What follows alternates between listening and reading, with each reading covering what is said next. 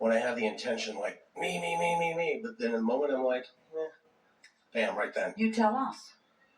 Resistance. I drop my resistance. Me. You're not calling on me. You're not calling on me. You're not calling on me. You're not calling on me. You're not calling on me. And when you don't care for calling on you, then then that vibration isn't active, and then the vibration that was active, that you're no longer trampling with your doubt, causes you to seem like the logical choice. Got it. Thank you. The entire world is revolving around you just like that. It's counterintuitive to you at this point, but it won't be for long. The more you effort, the more you are holding yourself in a vibration that doesn't let what you want come. Because you've already identified it's big and it's hard. And therefore I must try. And the very trying holds you in resistance to the ease that is natural. Let me shift it, if you'll allow. I am the happiest I've ever been in my life, and it's because the teachings that you have taught me, and I have learned to live them. I've learned to live them unapologetically in my life, that even at work, like, whoa, reality does not touch me, like, this is the magic that I'm in.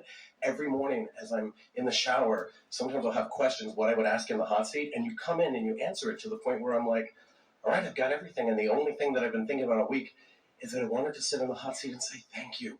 Because I've discovered that gratitude, when you're excited, when you're just so grateful, seems to make things happen. And the more I can get grateful for something and get excited for things that I haven't seen yet, but I'm just so excited as if it's already here, it seems to come. Because that vibration of appreciation, that's an emotion that you can get too easily. And so we have a question for you. Are you able to acknowledge that there is a separation between the emotion of appreciation? You're calling it gratitude. We prefer appreciation. Doesn't really matter. Appreciation. Can you acknowledge that there is that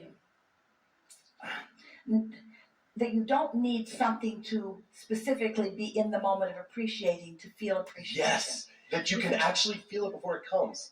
That's the key. Yes. That's the key. I don't need a motive to appreciate. And in not having an ulterior motive, in just getting there, then the world is your oyster. Everything will flow to you easily, and is. Someone sat in this hot seat once, and I was listening to them in the car, and they were asking for, somehow you gave a rampage about a BMW. And at the time I was like, oh, that would be neat. And so I pretended, and I got to the point where it felt like it. And then, sure enough, I find myself a few months later, and like, wow, I didn't even want it. It just kind of, I did want it. It just kind of showed up. How can you not? How can you not go into that rampage and imagine sitting and it just shows up and anyway? Well, it's a lovely thing. This is what's beginning to happen to you more and more, to a lot of you, where a manifestation happens that it doesn't, and it didn't feel like you were trying very hard. It didn't feel like you said, I don't think I even wanted it. And the reason that it felt like you didn't want it is because you associate wanting with the stress of yearning for something. Yeah. Where when you find that pure alignment, then the universe just begins yielding to you shovels full of manifestations that have been in your vortex for a while. In other words, it's such a lovely thing to have been just looking for fun and looking for clarity, not looking for a BMW, looking for fun and looking for clarity, not looking for a beautiful house in the snow, looking for fun and looking for clarity, looking for fun and looking for clarity, and finding fun and finding clarity, and finding fun and finding clarity, and finding fun and finding clarity. And then things begin manifesting in your experience effortlessly, because you finally are experiencing the power of the leverage of alignment. You see, that's what we've been explaining to you, that you've been sifting and sorting and asking and putting it in your vortex, and it's been culminating there, it's been gathering. It's prepared itself for you being ready for it. It's better now than it was when you first put it there, because you put other things in there with it that all morphed together. And so your vortex, your vibrational reality, is ready to burst onto the scene in the moment that you vibrationally stop disallowing it. So this is the piece. This is another key that this gathering will help you hear in a very strong way. Humans often think that if they've got their sights on something, that they must find a way to think about that, think about that, think about that, think about that, think about that, think about that, and rein it in like a fish on a line. It's not like that at all. It's that once you've set your sights on it and it's in your vortex, now your work is to chill. Your work is not to figure out what the path is. The path is being revealed to you. You just have to figure out how to be receptive to the information about the path. Can you feel the difference about that? And the thing that trips you up, we're trying to demonstrate it for you here. So there's a vibration that becomes a thought. That's momentum worth celebrating.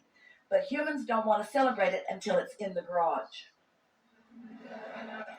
So since it's not in the garage, you mess this up. And since it's not in the garage, you mess this up. And since it's not in the garage, you get another job. And since it's not in the garage, you work harder. And since it's not in the garage, you try to find all the behavior to get it in the garage. And all the stuff that you do to try to get it in the garage causes you to keep messing this up. You see what we're getting at? So if you can just find things that are easy to feel good about, then everything that you want will come into full fruition. You'll find it all in the garage. When you find it in the garage, and for me, I almost made a wish, just like I had seen people lose weight, and it gave me like, wow, if they can do it, I can too. Yeah. I thought maybe it'd be valuable if I lived such a magical, fun, happy life, I could show people it was true. And that seems to be the case, but it's like an on or off. Sometimes at a party, I'm like, don't ask me if you don't want to know, because I start to talk about Abraham. It's like I blast people and I feel it like, almost like a dimmer switch. Do you know that, like, everything is so amazing and so happy, sometimes, like, I almost want to hold it in until the party, like, hey, how's your life going? Blah! And then I tell them and I can see them run away. Like, they don't want to hear that sometimes. How? Well, they want to hear, but here's the thing. They disconnect because they hear your words and they see your results. And this is the thing we've talked about here today.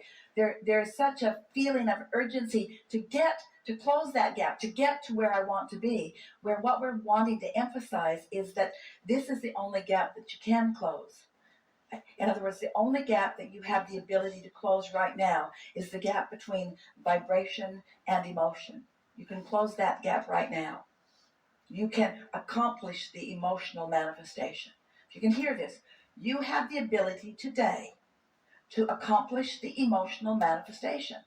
And if you do it and do it and do it and do it and do it and do it, law of attraction will take you all the way to the fulfilling culmination of everything that you want. But if you miss that step, if you try to jump, if you say, give me this and then I'll feel this, it doesn't work. Give me the manifestation and then I'll feel the emotion. That's backwards. Find the emotion, and the manifestation is the momentum that will follow every single time. And once you get that, we've never said it more clearly, you've never heard it more clearly. Once you get it into alignment like that, then so much that's been in your vortex. You see, that's what people mean when they say, oh, I found you and now I'm happier. All that happened in their meeting of us is that we helped them to settle in to their natural vibration of allowing what they had already done all the work about. The work's already done.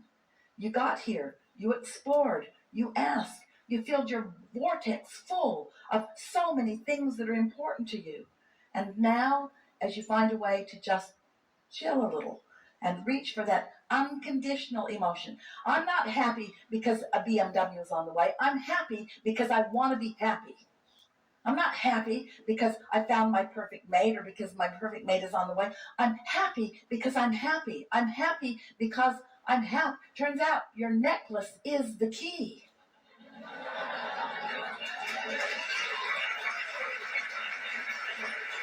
I'm happy. I'm happy.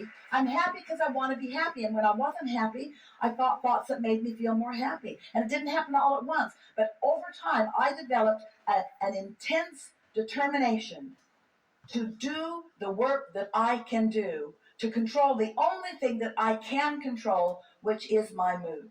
And now you understand the physics behind it. You know that vibrations turn into thought and emotion is right there with the thought. And that's the manifestation you're reaching for. And if you will leave it at that, if people say, what do you want? You say, I want to be happy. And they say, well, what makes you happy? And you say, being happy. And they say, you're a nutcase. Yes. Yep. Yep. Crazier I am, the happier I am. The less I face reality, the happier I am. I'm happy. I'm happy. I'm happy. And then just remind yourself, when you feel happy, say it to yourself, I feel happy. I feel so good. I feel happy. At first it surprised Esther because she didn't ever expect to be happy again after Jerry made his transition. One day she said, I'm happy. And then she said, I'm sorry. Just for a minute, felt wrong to be happy. The conditions didn't seem conducive to happy. Sort of snuck up on her. I don't think I'm supposed to be happy under these conditions. You're supposed to be happy under all conditions. You're supposed to be unconditionally happy. That's what's natural to you, you see. And then the conditions will morph into all of the nuances, all of the details, all of the stuff that you've been defining.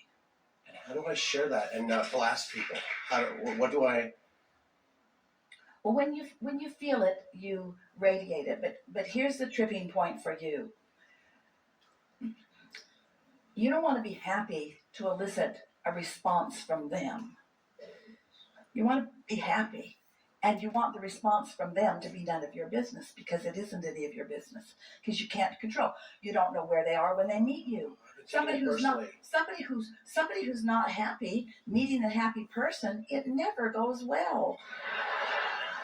It never goes well. All you do is remind them that they're not happy.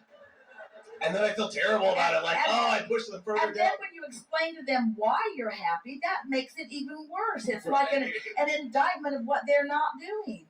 Right. And then they resent you. They wish for your demise. Yeah, I would say jealousy. I feel it all around me. And sometimes people are like, oh, well, how long is that going to last? And I think, oh, God, but I think I found something sustainable. I think I can make it last. What eventually happens as your happiness is something that you're consciously aware of, yes, and consciously accomplishing, then law of attraction begins to surround you with more and more people who understand that. But remember that the most significant thing that we said to you today, which is the most significant thing to this point that we've ever said to anyone, is that the relationship is between you and your source. We've said it before, but you've never heard it so clearly. That's the relationship that you're seeking, because that's what happy is. Happy is letting all the barricades down and letting yourself radiate who you truly are, because who you truly are is happy.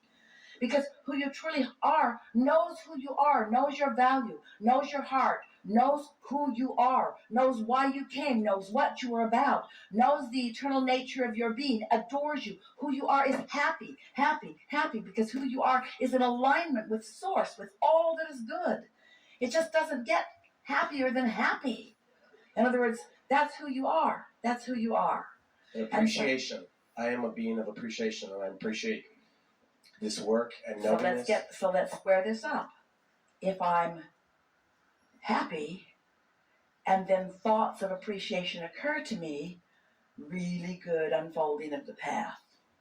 If I'm not happy and I try to find something to appreciate to get happy, doesn't go as well, does it?